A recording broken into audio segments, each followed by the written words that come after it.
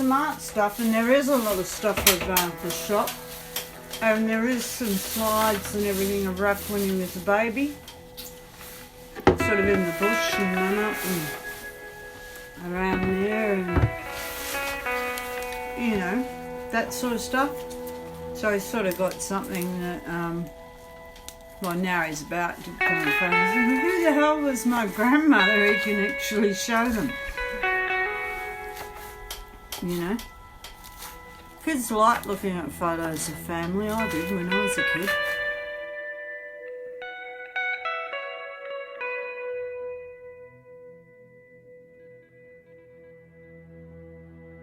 Oh, it was very clear cut at our school too, because it was like a monopoly area where you had the Midland workshops, and so kids just left, boys left at 15, they'd go there, and the workshops and the abattoirs, and the girls had office jobs, they just left at 15.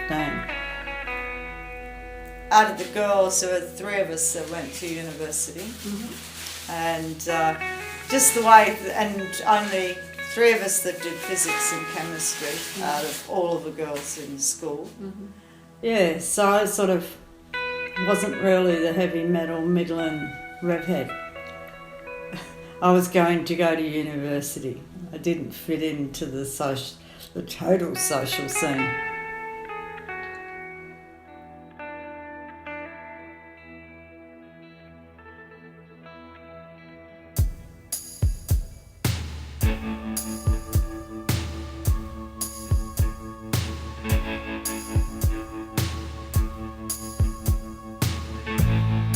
I know a girl called Johnny. She's a bullet, she's a villainess. My silver dress, I'm the disastrous. Combing out her long straight hair. Johnny bangs the drum. Johnny bangs the drum. Johnny bangs the drum. She's my narcotic lollipop. She's my narcotic lollipop. She's my narcotic lollipop.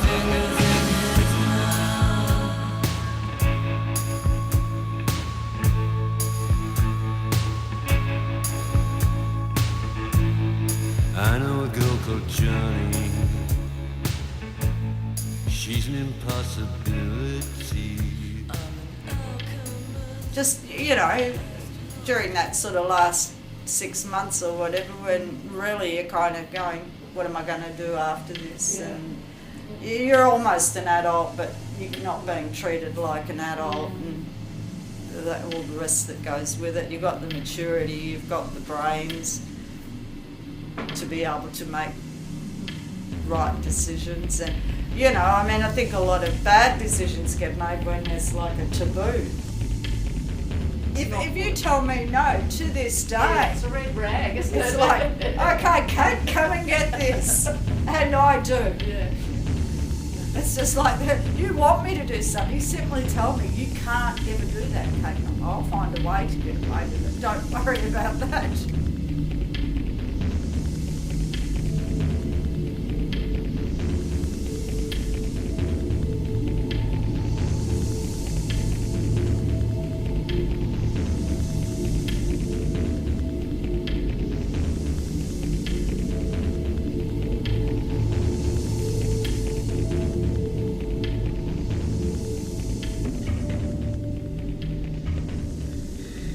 I mean, basically, when you start art school, the first thing they do is knock everything that they teach you from kindy onwards out of your system. Okay, tear up that piece. You spend 3 hours doing a drawing and they make you tear it up into 1-inch squares. Then reconstruct it.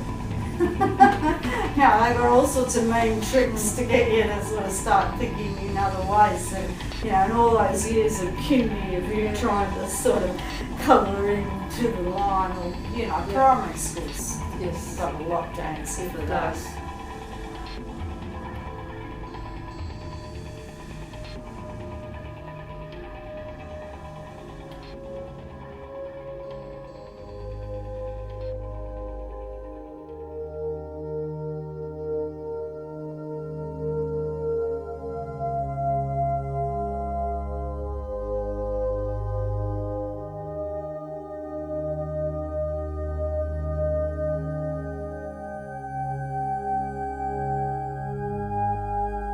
I had this pointless technique of making little plaques, and every time one of my girlfriends got a new boyfriend, it was Cindy loves Trevor, right? And it was like a circle, and I used to dot, like the outside was a combination of sort of oranges and reds, and then the name Trevor would be dotted in greens and purples or something like that. So it's sort of very 60s sort of decorative style, and I used to sell them off for 10 cents a piece. All right. And I also earned an income from forging parents' signatures.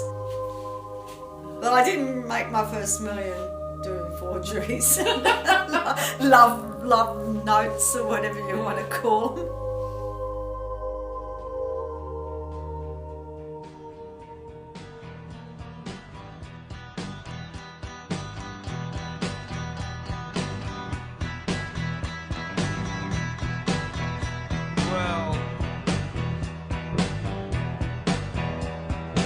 Some people try to pick up girls and get called asshole. This never happened to Pablo Picasso. He could walk down your street, girls could not resist the stare, and so Pablo Picasso was never called an asshole.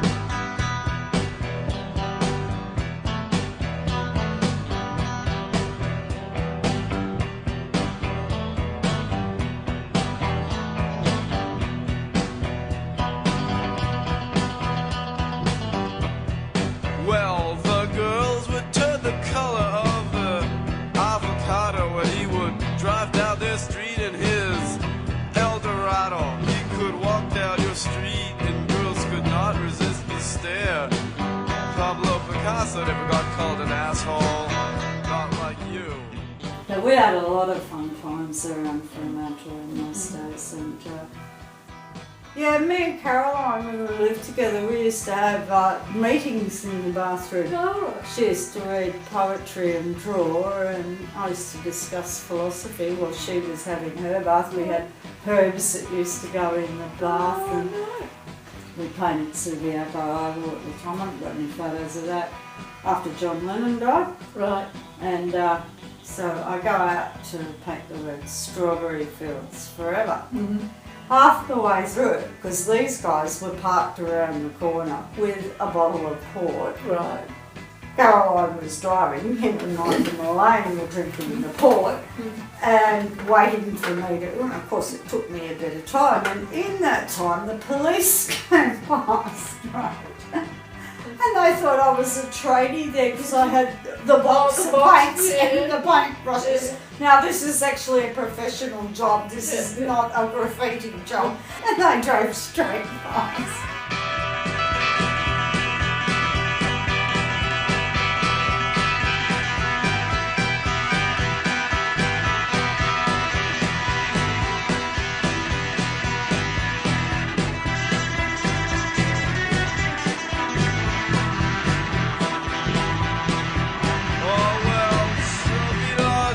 Be not obnoxious, be not bell-bottom bummer or asshole. Remember the story of Pablo Picasso. He could walk down your street and girls could not resist the stare. Pablo Picasso was never called an asshole. Alright, this is it.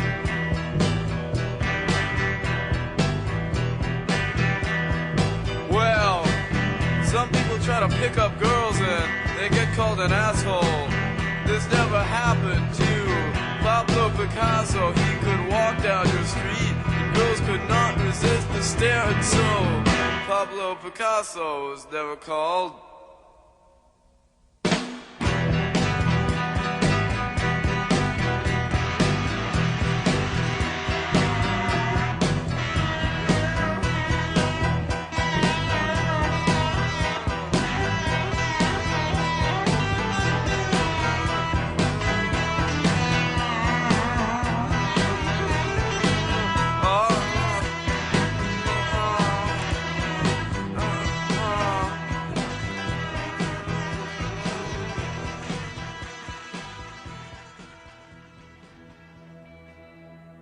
Basically, there were lots of demonstrations going on about a number of issues, and the government was saying, we're getting sick of all these radicals sort of, you know, stirring up the dust, basically, where they like to keep something silent. And they tried to bring in these laws at the time, any public meeting more than 4 people or something.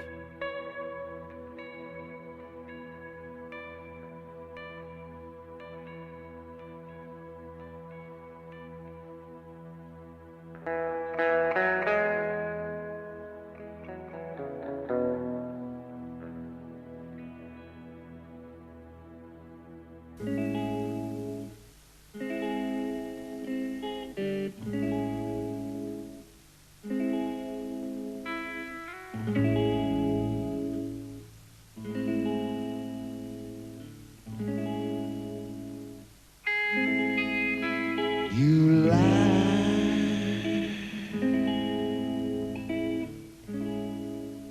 a cool fire.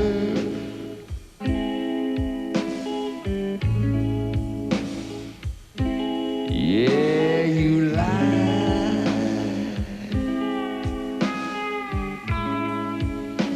a cool fire.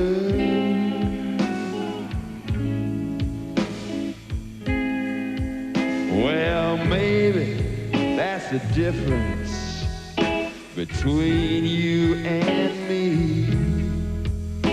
And maybe that's not a bad way for us to be.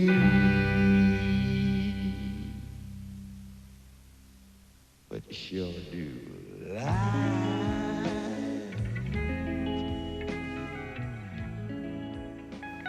And then I used to wag maths. This really got my Catholic maths teacher going. We're doing trigonometry, and look, this was the second year I had this maths teacher. In second year high school, we just never got on. Anyway, so I put up with it in second year high school, but we had a couple of boys in the class that were a bit of rascals, and I used to sort of stick up for them. Like he shook one boy to the point where his hipster pants came down, like he'd lose it, you know. So we started our own quiet revolution, and then in fourth year I got him again. Oh, no. And by this stage I'd spent a lot of time in the art department, and we come up to trigonometry. And I spent the entire of trigonometry in the art department and didn't go to terribly many classes for the whole section. Okay, Friday's the test, so Monday morning was going to be the test day. And I had to go home on the weekend and read all of the chapters, and I did all of the exercises and rolled up to the exam on the Monday morning.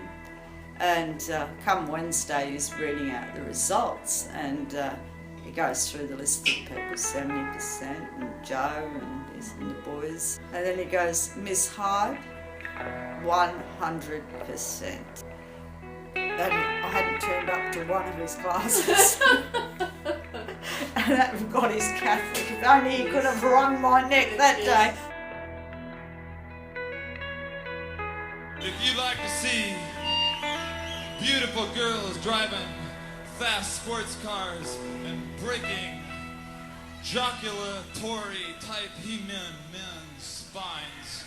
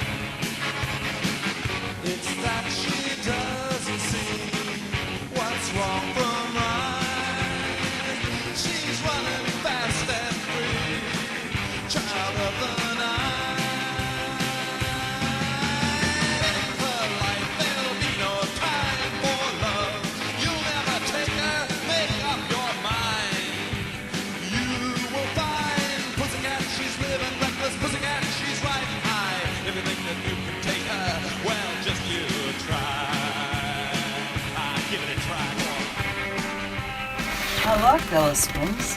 I just didn't like the kindergarten when they made me drink that pink milk. Ooh, I said, I'm not going back. The teacher said, you have to drink it if you want to come to kindy. I said, well, if I have to drink that, I'm not coming. And I still managed to go the next day, but the deal was I would not be drinking that pink milk. It's that she doesn't see what's wrong from right. She's running fast and free, child of the night. In her life there'll be no time for love. You'll never take her, make up your mind. You will find pussycat, she's living reckless, pussycat, she's riding high. If you think that you can take her, well, just you try. Yeah, just you try. Yeah, come on and try. Come on and try. Yeah, come on and try.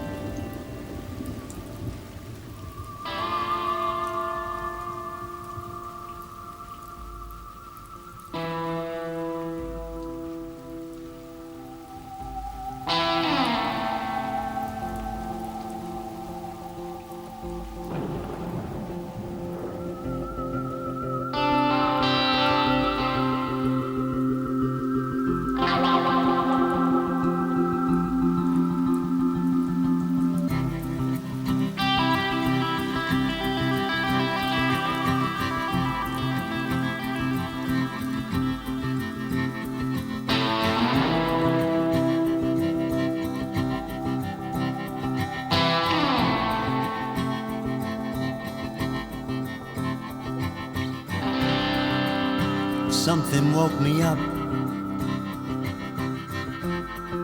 Must have been the rain. And for no good reason, here you are inside my head again. I know I won't go back to sleep now. I'm in a mood. Must be the midnight rain. The midnight rain.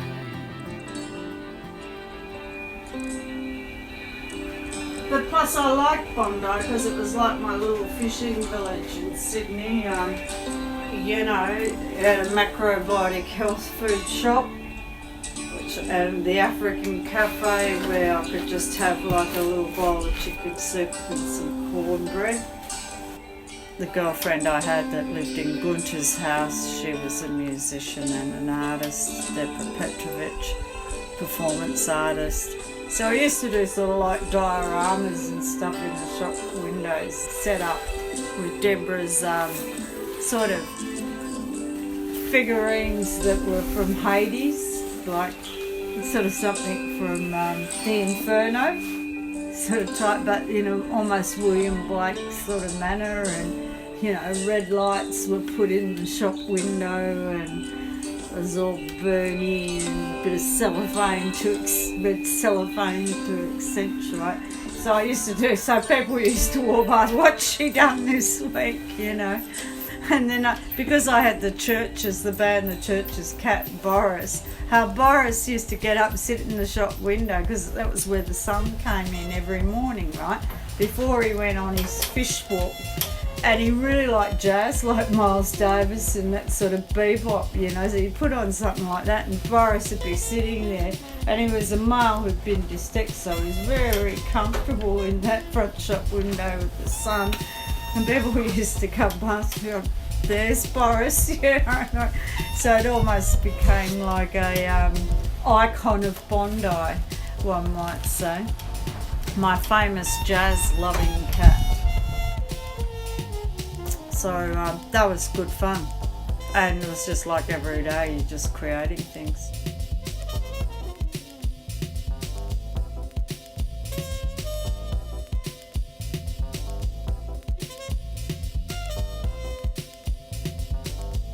I did do a couple of sets for like rock clips and stuff, because it was a company, you know, and I did meet Espen lived up the road and stuff, Storm, you know, so like there were a lot of film people around where I could have got more, you know, if I had the studio together, get more work doing sets and things like that, especially for the rock clips.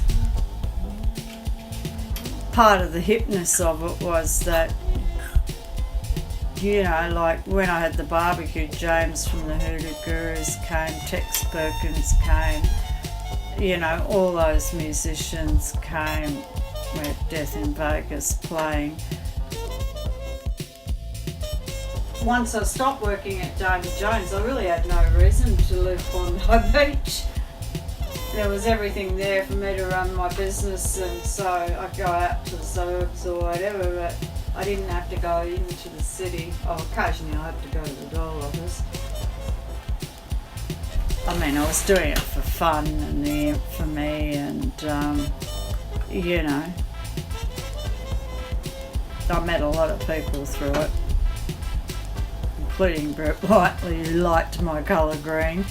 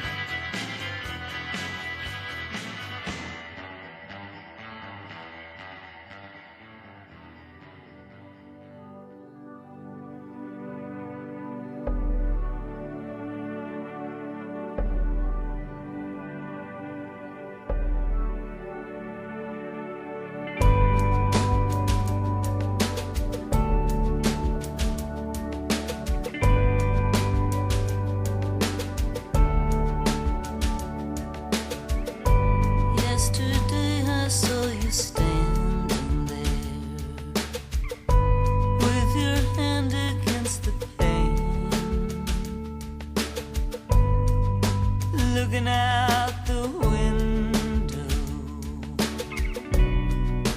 at the rain, and I wanted to tell you that your tears were not in vain, but I guess we both knew we'd never be the same, never be the same. Why must we hide all these feelings inside? Lions and lambs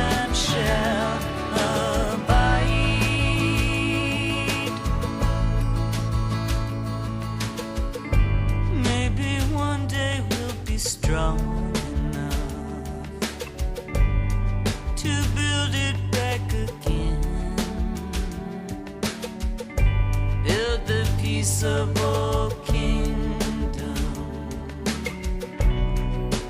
back again. Build it back again.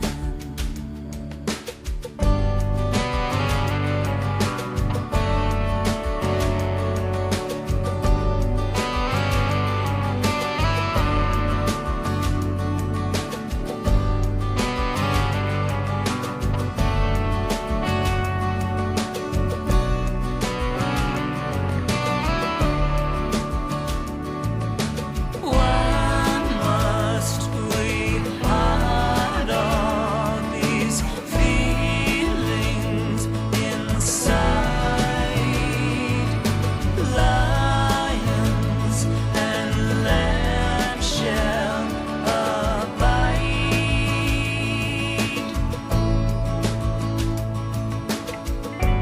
Maybe one day we'll be strong enough to build it back again. Build the peaceable kingdom back again. Maybe one day we'll be strong enough to build it back again. Build the peaceable kingdom. Build it back again. Build the peaceable kingdom. Build it back again.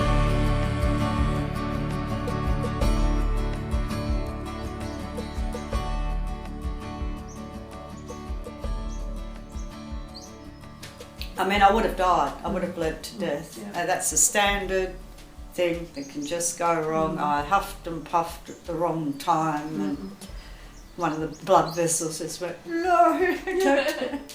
But too much pushing, not enough, not the other way around. Marigold didn't flinch. She just knew that she'd have to give me stitches. But that wasn't going to flinch her. But the new midwife, who was a young Asian woman, had the fetal heart monitor and said, oh, I can't hear the heartbeat. And Marigold knew that when the baby didn't worry her, didn't stop her, or she didn't flinch or anything. But when the baby's head engages in the cervix, she can't read the heart monitor. That's normal. And she said, oh, I can't find the heart monitor. And so that made me sort of panic. And so I thought, I'll push him out now. And I sort of tried to push him out and won my gigantic sort of, it's a do or die effort, this one. And that's when I probably burst the blood vessels, sort of, you know. It's another reason why I've been treated quite well in the hospital and had this experimental treatment, is because I fall into that category in 1987 and a couple of years either side, where when I had that blood transfusion when Rafi was born, they could have tested it for Hep C, but they didn't. In my case, it really wasn't any kind of a choice, you know. I knew I had chances of contracting just because I'd had the disease for so long and lived with it. Some people can have it and they don't develop cancer, but after 20 to 30 years, because having the disease active is also destroying your liver the whole of that 30 years anyway, so it's tweedledee, tweedledum, you know. We went up Beetle Falls when Russ was about 18 months. And I had to take a photo, but I thought Russ was going to fall down. The incline was so steep. And we went salmon fishing down at William Bay near Denmark. This was really funny because we were with David Butcher and Ian, Beth, myself, Lauren, who was about 8, and Jean and Ruffs. And you should have seen Ruff and Lauren, they're sort of jumping up and down, freezing cold, dancing around, having this And Ian's got the fishing line out casting his, fish, and Lauren's supervising Butcher's just trying to, look, I'm a parent here, I'll do the right thing, but you can see, because he's so tall, he was like blowing in the wind,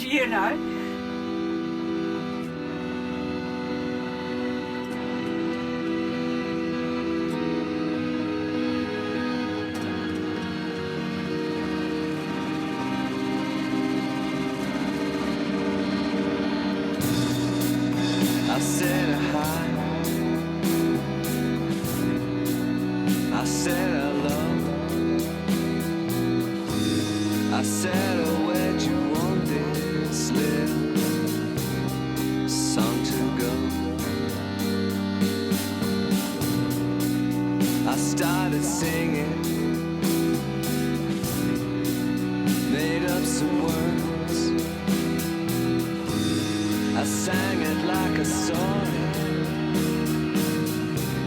I sang it for the birds. I sang about the distance. I sang about the time. I introduced some chaos and tried to make it right.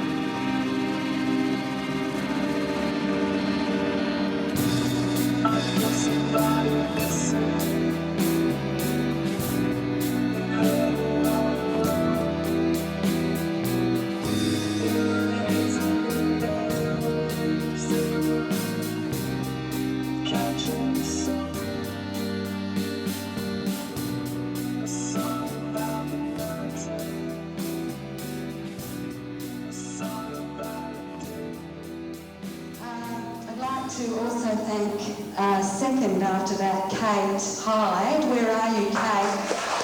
Chief cook and bottle washer.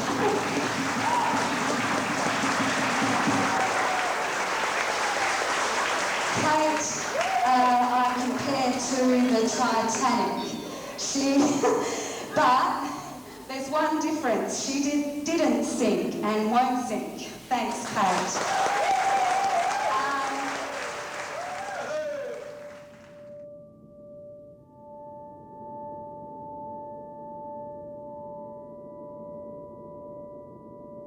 Imagine there's no heaven.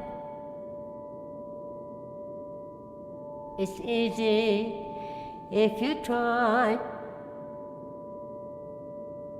No hell below us. Above us only sky. Imagine all the people living for today. Imagine there's no countries. It isn't hard to do. Nothing to kill or die for. And no religion too. Imagine all the people living life in peace. Ooh-hoo. You may say I'm a dreamer. I'm not the only one. I hope someday you'll join us and the world will live as one.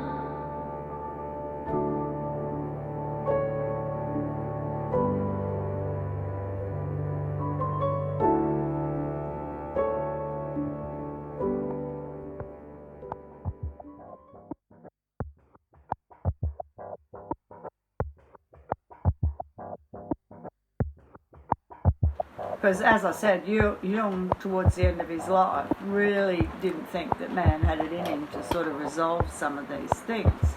And I started thinking about, well, we know these scientifics that we're not using different parts of our brain and our intuition and our empathy and the other things that computers don't have that human beings do. That it should be possible that we can create a world where there isn't this argy-bargy. Sooner or later, mankind, one would assume, because we don't use a large percentage of our brain and our senses, will evolve those abilities to be able to resolve problems a whole lot better. Because there are chief leading world economists that know that capitalism equally is not the solution to the problem. Because it creates illness, it creates cancer, anxiety, all of those things, diseases are marks of our modern society.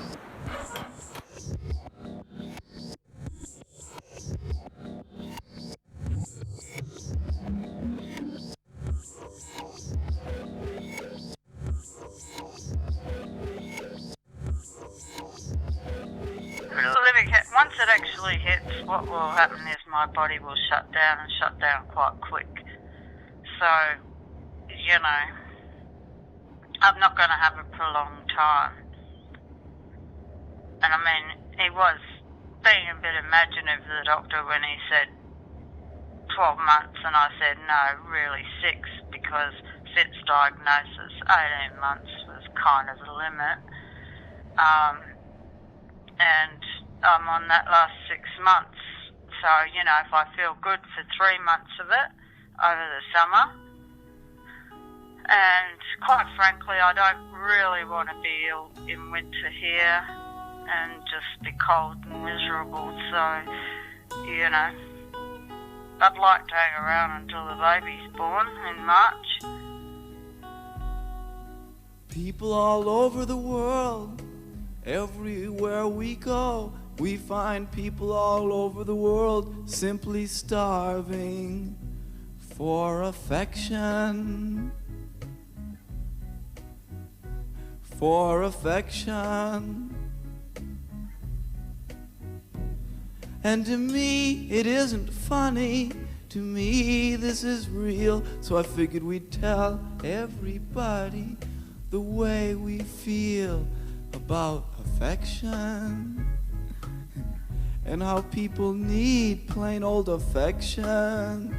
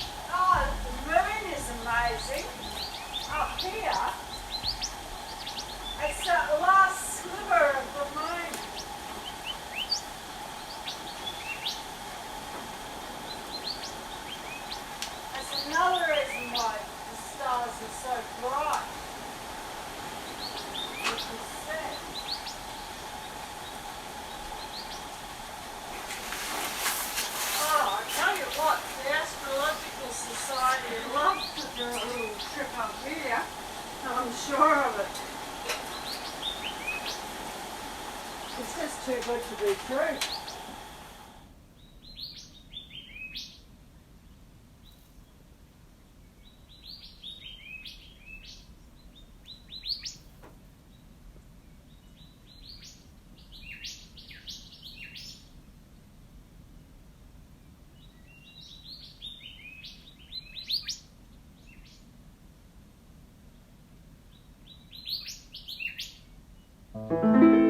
Ciao. See you later.